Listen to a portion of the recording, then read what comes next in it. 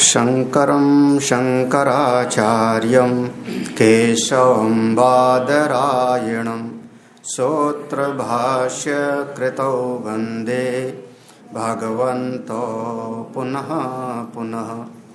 ईश्वरो गुरुरात्मेति मूर्तिभेदविभागिने व्योमवद्व्याप्तदेहाय दक्षिणामूर्तये नमः। ओम शांति शांति शांति। भगवान दक्षिणामूर्तेश्वर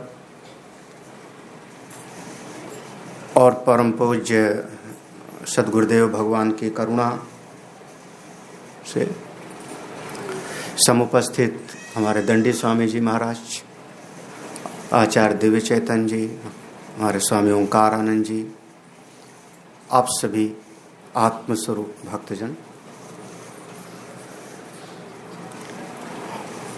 विजयदशमी विजय कराने वाली जो दशमी है, जिस दिन विजय होती है उसी का नाम विजयादशमी। किस पर विजय होती है? विजय किस पर होती है? तो कहा, एक तो असत के ऊपर सत की विजय हो। जो अशास्त्रीय है, स्वाभाविक है, वही असत है। अशास्त्रीय स्वाभाविक एवं जो शास्त्र से विरुद्ध है और स्वाभाविक है। स्वाभाविक माने प्राकृतिक है, केवल प्रकृति के अनुसार, उसी का नाम असत है। और जब उस पर विजय हो जावे तो स्थापना होगी सत की। असतो मां सद्गमय, यह सूत्र। उस असत का प्रतीक है रावण। असत का प्रतीक रावण है और सत के प्रतीक हैं स्वयं भगवान श्री राम। ओम तत्सत इति निर्देशो, गीता जी में भगवान ने कहा, उस परमात्मा को 3 नाम से बुलाया जाता है। ओम तत् सत, ये 3 नामों से निर्देश किया जाता है। तो आज के दिन जो असत का स्वरूप है, रावण की प्रवृत्ति, उसका पराभव हो और सद्वृत्ति हमारे भीतर विराजमान हो, इसीलिए होता। ये कब होगा? तो जैसे अभी कहा कि 9 दिन की उपासना हो तो होगा। अगर 9 दिन की उपासना नहीं होती, अब प्रारंभ से ही कहा कैसा हो, तो पहले दिन हमारी शैलपुत्री है, पर्वत से जो उत्पन्न हुई है, वहां से कौन है? वो श्रद्धा की प्रतीक है। प्रारंभ हमारी श्रद्धा से होती है। अगर श्रद्धा की जरा सी भी न्यूनता होगी, जीवन में फिर बाधाएं आएंगी, कष्ट आवेगा। श्रद्धावान लभते ज्ञानम यौ यश्रद्धा, यौ यश्रद्धा सयेव सह। श्रद्धा मयो अयम पुरुषः यौ यश्रद्धा सयेव सह।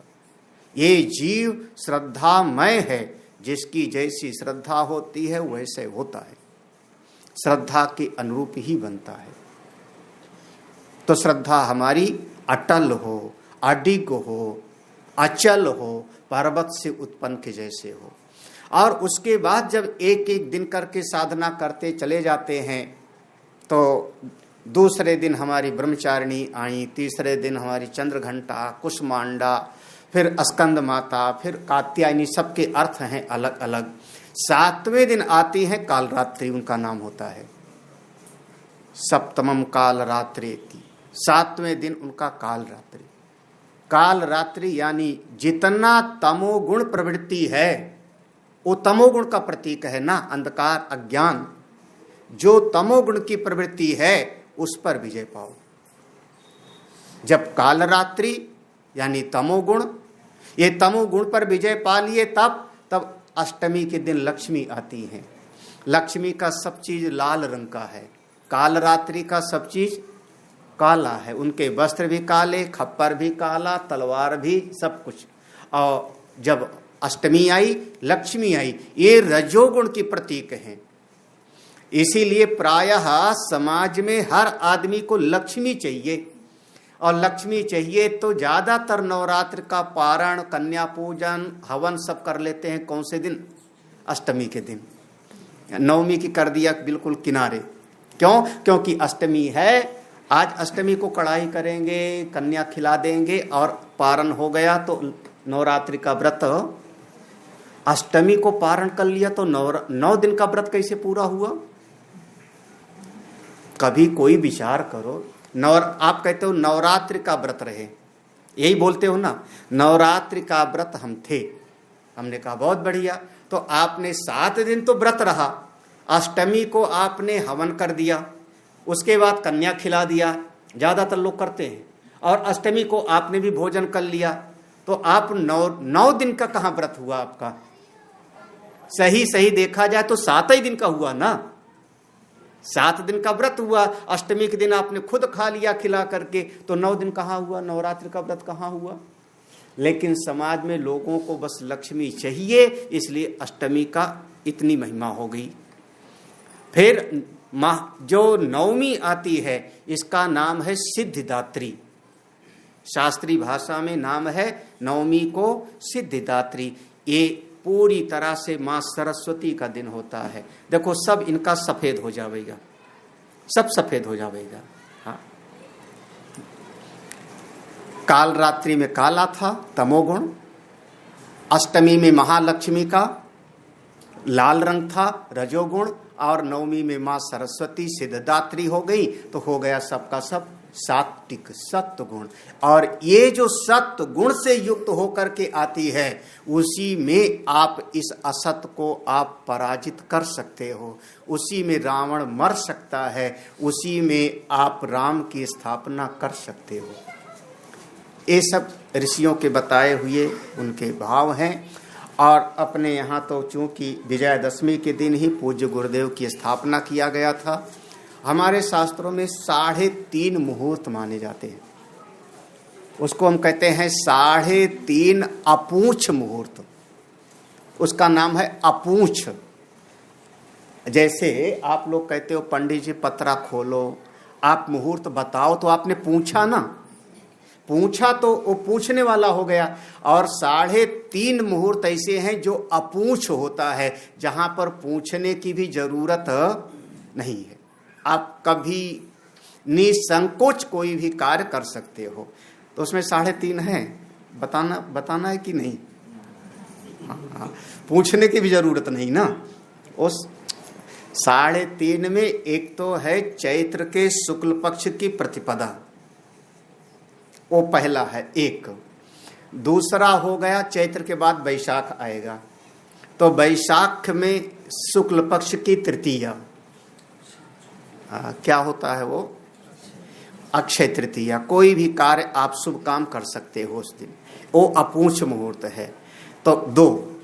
तीसरा होता है कार्तिक महीने में, आगे आवेगा। कौन सा? अरे शुभ दीपावली, सब सुबह शुभ होता है। हाँ, 3 हो गए ना। तो आधा मुहूर्त है विजयादशमी। इसको आधा मानते हैं क्योंकि नवमी से युक्त होता है। तो और इस प्रकार से आज के दिन भी कोई भी कार्य, कोई भी बिना पूछे, पंडित से बिना पूछे आप लोग कोई भी कार्य कर सकते हो।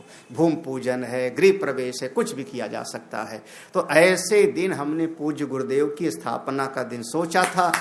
और अभी जैसे बताया 2014 में पूज्य गुरुदेव की स्थापना हुई। एक बात कहना चाहता हूँ, कह के, क्योंकि ज़्यादा बोलना नहीं है इसीलिए सबसे मैंने बुलवाया। देवी चैतन्य जी बार बार कह रहे थे आप ही बोलिए, हमने सोचा था आज मैं बोलूँगा नहीं। हाँ। 2 पदार्थ आपस में कभी कभी आप उसको जोड़ के रख सकते हो। 2 वस्तु है, 2 ईंट है, आप उसको ऐसे जोड़ के रख सकते हो। चाहे जितना आप जोड़ दो, लेकिन असल में वो जुड़ेगा नहीं, दीवार खड़ी हो जाएगी। 2 वस्त्र है, एक गमछा है, एक चादर है, दोनों जोड़ सकते हो सिलाई करके, अलग अलग है तो जोड़ लोगे, सिल दिया काम चल जाएगा, लेकिन असल में जुड़ता नहीं। ऐसे जब हम दो चीजों को, दो पदार्थ को आपस में जोड़ते हैं तो उसको हम नाम देते हैं कामना। सीधा सरल भाषा में शरीर से शरीर के मिलने का नाम कामना। शरीर ने शरीर को के साथ मिला, आलिंगन किया, एक कामना है। वास्तव में भले मिल जावे लेकिन असल में मिलता नहीं है, भ्रम होता है। शरीर के भीतर होता है मन। जब हमारा मन किसी के मन के साथ मिलता है तो उसको आप नाम देते हो प्रेम। अब वह प्रेम मन से मन के मिल, शरीर ना भी मिले वो एक अलग चीज है, लेकिन किसी का मन मिल गया। हमारा अपनी माँ से प्रेम है, अपनी बहन से प्रेम है, अपने भाई से प्रेम है, अपने पिता से प्रेम है, रिश्तेदार से प्रेम है। शरीर तो नहीं मिलता सालों साल। कैसे? बोले मन से मन मिला। जब मन से मन मिले तो समझना प्रेम है। शरीर से शरीर के मिलने का नाम कामना। वो दो पदार्थ है, दो चीजें हैं, मिला हुआ सा लगेगा लेकिन मिलता भी नहीं। मन से मन मिल जाए तो थोड़ा टिकाऊ होता है, ज्यादा दिन चल जाता है, पूरा जीवन चल जाता है। और जब हमारे अंतःकरण की समग्र वृत्ति, केवल मन नहीं, अभी कभी कभी मन मिलता है लेकिन मन मिलने के बाद भी बुद्धि के विचार बाधा पैदा कर देते हैं। कभी कभी हमारा भाई से प्रेम है, मन मिला हुआ है, भाई से प्रेम है, लेकिन बुद्धि के कारण ऐसा मतभेद पैदा हो जाएगा कि दोनों कोर्ट में खड़े हो जाएंगे। हाँ, मुकदमा करें, भले मोहल्ले वाला कोई सताने आवे भाई को तो हम भी लाठी लेके खड़े हो जाएं, मेरा भाई है, लेकिन मुकदमा आपस में लड़ रहे हैं। क्यों? क्योंकि अब बुद्धि वहां पर अड़ंगा डाल रही है। तो मन से मिलना तो है लेकिन समग्र रूप से नहीं। बुद्धि बाधा दे देती है, अंतःकरण बाधा दे देता है। जब आपका अंतःकरण पूरी तरह से किसी के प्रति समर्पित हो जाए तो यह गुरु और शिष्य का मिलन होता है। हमारा समग्र अंतःकरण, अब कोई भीतर वहां पर भेद नहीं रहा। हमने अपने विचार को मिटा दिया, अपनी बुद्धि की समझ को समर्पित कर दिया। अगर अपनी बुद्धि की समझ को आप लेके चल रहे हो तो फिर अभी आप समर्पण कहां हुआ? फिर तो आप केवल जानकारी के लिए जा रहे हो कि कुछ आप बताइए मैं जानूं, कुछ मैं बताऊं और आप सुनिए। हमने तो अपने विचार को मिटा दिया, अपनी समझ को मिटा दिया, अपनी मान्यताओं को मिटा दिया। जब इतना हमारा किसी के प्रति जाकर के समर्पित भाव हो जाता है तब हमारे चित्त की एक एक वृत्ति को सद्गुरु जान लेता है। समझना, छोटा बच्चा है, अभी छोटे बच्चे का दृष्टांत दिया था किसी ने, 2 साल का, साल भर का, 6 महीना का छोटा बच्चा है, उसका पूरा का पूरा अपनी मां से मिलन है।